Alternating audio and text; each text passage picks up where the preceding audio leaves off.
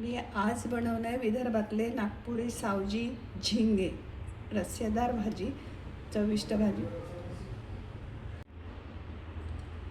हे छान दोन भाग केलेले, मधातून त्याचे काटे आणि डोळे काढलेले आहेत आणि मध्ये काप देऊन त्याची काळी जी एक धागा असतो तो सुद्धा काढलेला आहे आणि मिठाच्या पाण्याने स्वच्छ धुतलेले आहेत आणि त्याचे दोन भाग केलेले आहेत, एक मागचा भाग एक पुढचा भाग असे स्वच्छ धुतलेले आहेत। यासाठी लागणारं साहित्य: एक मोठा कांदा चिरलेला आहे, सावजी गरम मसाला, हळद, धने पावडर, जिरे पावडर, आलं लसणाची पेस्ट, तिखट, मीठ आणि तेल।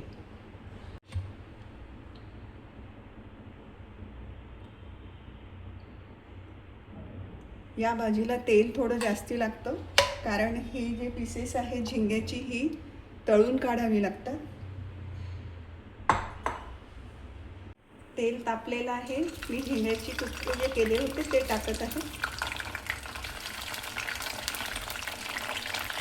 छान हे गुलाबीसर, डार्क गुलाबीसर तळायचे असतात आणि मंद आचेवरती तळायचे।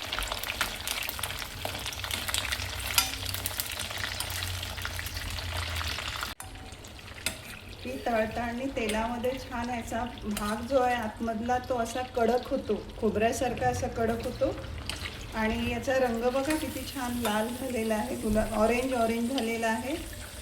असं झालं की हे झिंगे काढून घ्यायचे। हा झिंग्याचा रंग किती ऑरेंज आणि छान झालेला आहे आणि असे आकरसलेले असे आकुलचर पावलेले आहेत तळल्यामुळे छान झाले। आता या तेलामध्ये एक बोट कलमीचा तुकडा, एक तेजपानाचे 2 तुकडे आणि हे झाल्यानंतर हा मी बारीक चिरलेला आहे मोठा कांदा, तो कांदा टाकायचा आणि हे सुद्धा मंद आचेवर गुलाबीसर होऊ द्या। कांदे छान गुलाबीसर झालेले आहेत। आता मी टाकत आहे अद्रक, लसूण आणि कोथिंबीरची पेस्ट, एक पाव असल्यामुळे 1 चम्मच आणि थोडं टाकत आहे। त्यानंतर 1 चम्मच धने पावडर, अर्धा चम्मच जिरे पावडर, अर्धा चम्मच हळद आणि नंतर हे झालं की मी तिखट टाकत आहे 1 चम्मच, थोडा अर्धा चम्मच सावजी मसाला मी आता टाकते आणि हा मी घरी तयार केलेला आहे, विकतचा नाही, त्याच्यामुळे सुगंध छान येत असतो आणि चव पण छान वाटते।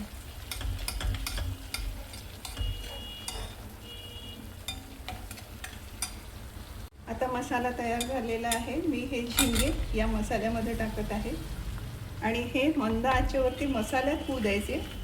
याच्या आतमध्ये हा मसाला पूर्ण गेला पाहिजे आणि मसाल्यामध्ये शिजल्यानंतर त्या फोडीला चव असते, नाहीतर ती पांचट वाटते, म्हणून मंद आचेवरती सगळं सावकाश होऊ द्यायचं, म्हणजे छान मसाला आतपर्यंत जातो, तिखट मीठ सुद्धा आतपर्यंत जाते।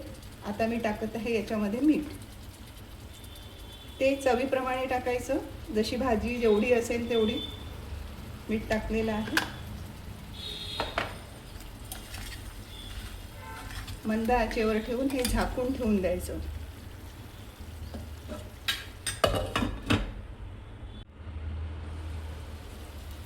मसाल्यामध्ये या फोडी छान झालेल्या आहेत आणि मसाला पण झालेला आहे, पूर्ण मसाला। आता याच्यामध्ये अर्धा कपच पाणी टाकायचं, जास्ती पाणी नाही टाकायचं, थोडं पाणी टाकलं की मसाला परत फोडीमध्ये जातो आणि फोडीला चव येते आणि हे सुद्धा मंद आचेवरतीच होऊ द्यायचं।